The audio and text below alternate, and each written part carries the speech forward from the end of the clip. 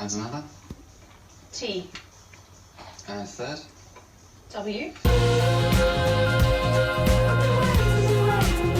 Shout out to my dudes and dudettes, what's gnarly, bros? And welcome back to yet another installment of football this week. Now this, of course, is the series where I bring to you the best and more frequently the worst of what football has to offer during the course of the last 7 days. Now at the moment, the Champions League is in full swing, so we're definitely going to have a European theme today. No, it's okay. Colin, it's fine. I don't mean it like that. You don't have to switch off the video. Chelsea had pretty much all of their hope dashed to the hands of Bayern Munich in a 3-0 home loss in the first leg of the round of 16. It was somewhat of a Deontay Wilder style beating. Why did you do that? Why did you throw in the towel? Big man, he's punched your head into the shape of a baked bean. What do you mean? Bayern Munich have now annihilated every single club in London. They're actually the best club in the whole city. The official London language is now German. The central line ends at Berlin. If Chelsea had scored in this game, it would have been classified as an away goal. Bayern's goals came in the form of a brace for Serge Gnabry and then a final one to top it off from Lewandowski. I don't know what it is about London, but Serge Gnabry just turns into prime R9 here. He tweeted again saying that London is still red. Arsenal fans jumped on it. He doesn't mean you lot. He means Bayern Munich. The only reason he hasn't slapped you lot up yet is because you're in the Europa League. And to think that Tony Pulis genuinely thought he would never even make it at West Brom. Tactical genius as ever from Tony. Andreas Christensen spent his game rolling around looking like he was Batman, and Alphonso Davies rinsed him for the final goal. I'd say to Alphonso that, you know, you shouldn't do that. He's got a family, but if he is actually Batman, then it's a bit of a touchy subject. I'm not gonna lie, Chelsea deserved everything they got, having seen Reece James's dietary plans on Instagram. Bro, what is this on your plate, bro? You're having fruit with stir fry. It's fair to say it wasn't great entertainment for Chelsea fans, nor seemingly this cameraman either. But you never know in the Champions League. The comeback could still be on in the second leg. Is it possible? Let me know down in the comments. Back to the Premier League now. So then I was like, yeah, I'll show you my scalpel. Doctor, sorry to interrupt, but it seems like we've had 400 plus people brought in with heart attacks. Wait, what the f***? What happened? Oh yeah, there's been a Liverpool game tonight. Fairs. Yep, alright, cool, bring him in. A roller coaster of emotions at Anfield ended with Liverpool beating West Ham 3-2 to keep their invincible season hopes alive. Gini Wijnaldum gave us the lead before West Ham turned it around. A Fabianski mistake for the equaliser and then a late Sadio Mane goal ended up turning the game on its head. Trent Alexander-Arnold could have had 3 assists if it wasn't for a late disallowed goal. His precision is amazing at the moment.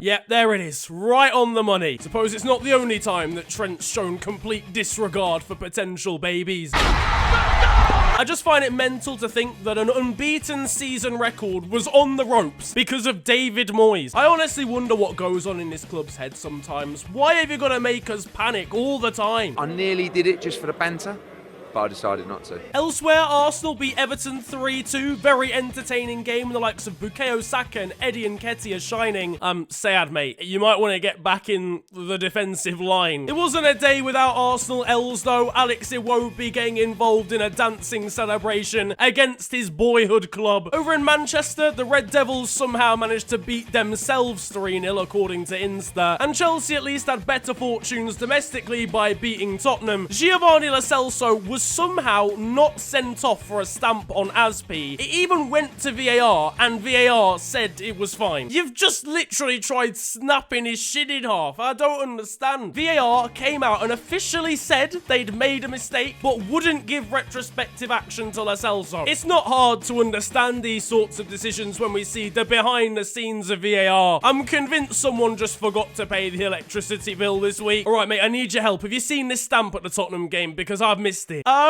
Yes. So, what I'm gonna say, no. I think it's a no.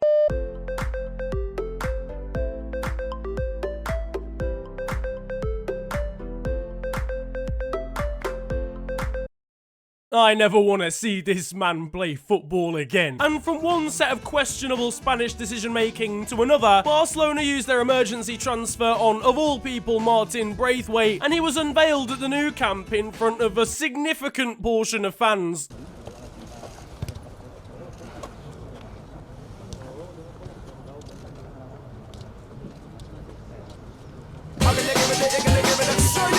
This man has the touch of Gary Glitter. I don't understand. If you can't do the skill the first time, why are you trying to do it again a second time? You're being filmed, for goodness sake. Hello all and welcome to The Beautiful Game, the segment where we take a look at the poetic and brilliant side of the game that we love. We are back by popular demand for yet more glorious beauty.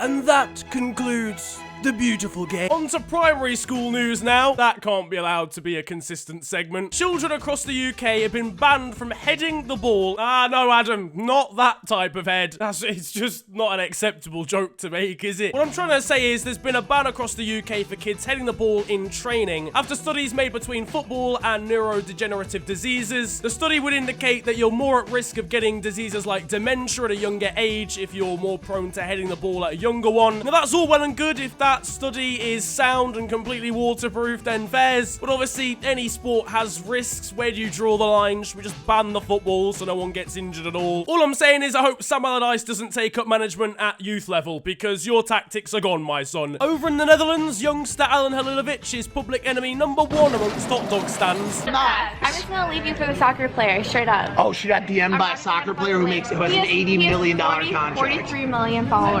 Wait, okay, wait. What? Who is it? Oh, yo, that's mad. I wonder who that could possibly be. Fresh from slapping up Chelsea, Bayern Munich brought out a range of new vintage merchandise on their website. Pretty sure I've seen those shirts in Primark, though. He's got the ball, lads. Play on. You know what? I'm starting to understand why heading was banned in primary schools. Speaking of things that should be banned, Manchester City paired up with D Squared during the course of the week, and it's provided some of the worst content I have ever seen. There is no sauce on show. This is purely dry chicken. I genuinely think a UEFA ban is required now. It should possibly even be extended. They look like they're on day release from Shawshank Redemption, for crying out loud. Regardless of the circumstances, I'm looking forward to seeing next year's home kit. Over in Zanzibar, a manager got back at his old club by beating them, then running over to the club's fans, pulling his trousers down and thrusting in their general direction. I have never seen the likes. This is 10 times better than Adebayor. You thought there wasn't gonna be one this episode. It's late on, but it's a shithousery award. And up in Scotland, a goal from new Rangers signing Yanis Hagi sort of got in the way of this cute video between a mum and a child. That's every boy.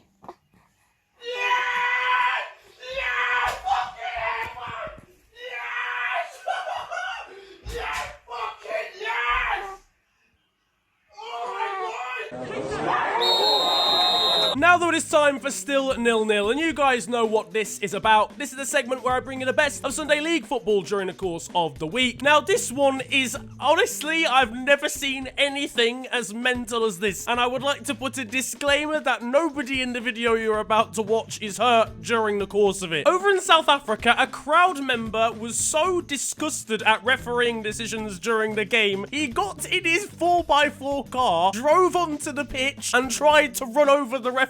What is wrong with you? It's just a football game. This, I imagine, is what those parents who abuse managers and referees on English touchlines would be like if they'd had slightly more E-numbers during the course of the day. One of the best fixtures in all known history is happening in France at the moment, and I just had to bring your attention to it. Meanwhile, when a Galatasaray forward missed a big chance against Fenerbahce in the Istanbul derby last week, it got tensions of the fans rising slightly.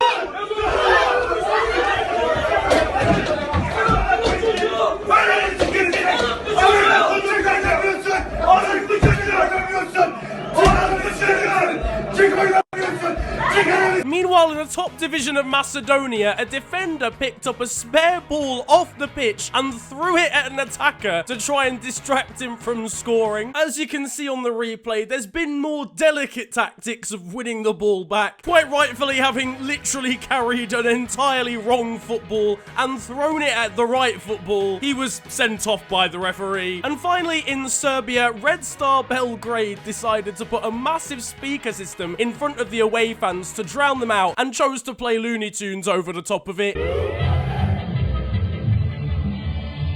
and you thought it was too late in the day to see a second shithousery award. But that is going to round up football this week, and I hope you have enjoyed it. If you have, then feel free to slap a like on the video and subscribe if you're new to the channel. You can also follow me on social media. It's at @theofficialfng on Twitter and on Insta. But it's been a pleasure ranting at you guys today. Have a great day, enjoy yourselves, and goodbye.